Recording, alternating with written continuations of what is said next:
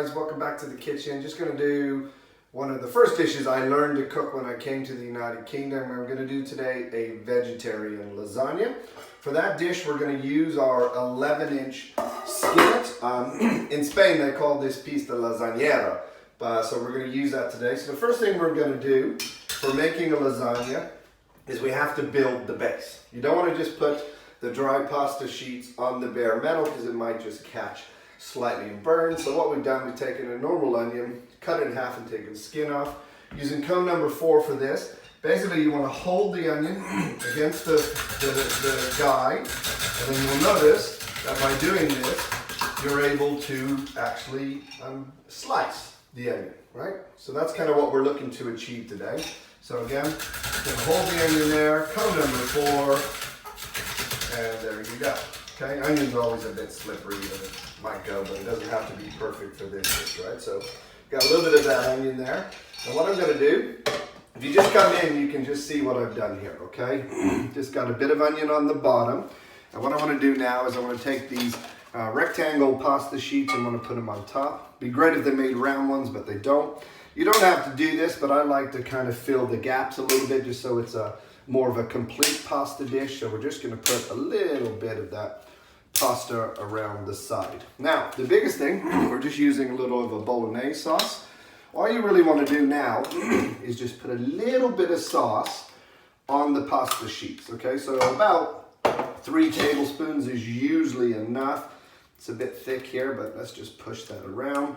Basically, I talk about you need to paint the pasta sheets. You don't want to put a lot of sauce on the pasta sheets. You just want to put enough just really to paint it. Okay, so next layer we're going to put in there using a bit of zucchini or courgette. Same code, cut number 4. Just hold the zucchini here, and you'll just notice now it's giving you kind of those little thin sliced courgettes. That's really what you want. So we're just going to go ahead and run the whole zucchini through there. We're going to use 1 courgette in this dish, and we're just going to move that around as kind of helping build that base. Now, mushrooms really good, so we're just going to put a few mushrooms in there. Kind of cool, just hold them onto the food processor. Really simple, slices them for you, fast, quick, easy. You can of course just put these down the back if you wanted to, but I just want to try to get just a few mushrooms on there. Like I said, if you want to cut them from the back, just put that down and you does the same thing. Okay, so there we go. Let's just get any little mushroom that's back there. So we've got our mushroom now, and this is going to be our first layer of that lasagna, and it will compact down. Now, what I try to do, if you remember, I put the pasta sheets this way. I'm now just going to turn them a little bit, and really reason for doing this is just trying to get more of a pasta coveraging of that lasagna. It's not necessary, just something I like to do. So I'm just going to put that there.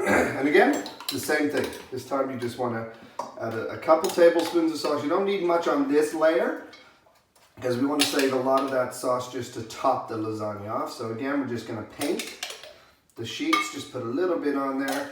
Perfect. Now, we're going to add the next layer, and I'm going to use butternut squash. Really like butternut squash. It's a real nice vegetable.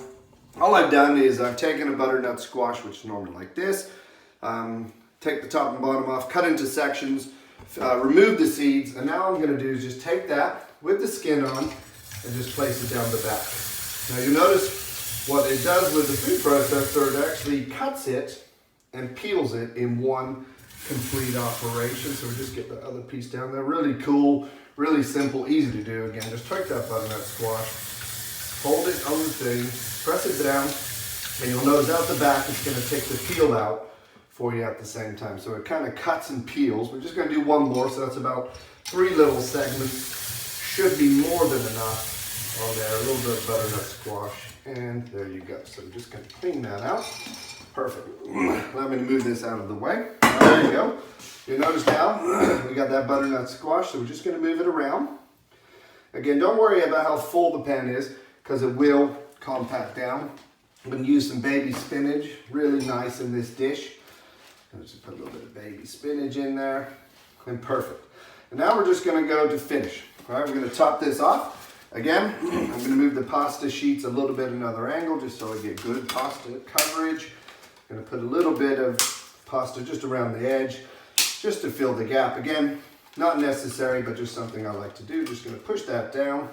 And then we're gonna take the remainder of that sauce. We're just gonna put the rest of that over the top, all right? Okay, so that's just gonna move that. Perfect.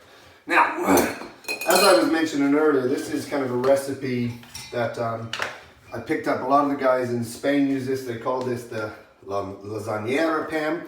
So I've just got a bit of manchego cheese. Really love manchego. I'm just gonna show you with the grater. You just hold it like that and it actually just grates it. And then you don't have to worry about the wax or the peel because it's just going to take care of that at the same time. So there we go. I'm going to move that around. A little bit of queso, manchego. You can use any type of cheese you like. And what I've got, I've got some sliced little tomatoes. I just want to put them in there just to kind of, you know, it's kind of like a pizza with pepperoni in a little respect, but it looks really good. Gives a bit of flavor. So I'm just going to put some in the middle. And there you go. Now, the last step we want to do, we just want to season it. Just going to use a little bit of oregano or oregano, if you can't find oregano, just a joke. There you go. Sprinkle that on top, and that is your lasagna. Now, the simplest thing we're going to do with this, just make sure nothing's inside the well. Put the lid on, put this on the stove.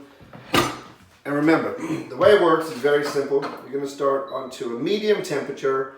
When the valve clicks, you turn it to low. Once you turn it to low, timing wise, you're talking about 18 to 22 minutes and the lasagna is cooked. So we'll check back later to see how we're getting on. Okay guys, so it's been about 8 minutes. You'll notice that the vapor valve is starting to click. You'll also notice there's a bit of moisture in the wellers at the same time. And now is the moment where we just want to take this and we're going to turn it from a medium temperature down to a low temperature. So just going to turn that down to a low temperature. We're going to give that about 18 minutes like I said earlier, and then you got a beautiful vegetable lasagna. Can't wait to show you the end result. Okay guys, so just back in the kitchen, we just want to take a look at the progress of our lasagna. It's been 18 minutes, so here you go. Here's a vegetable lasagna.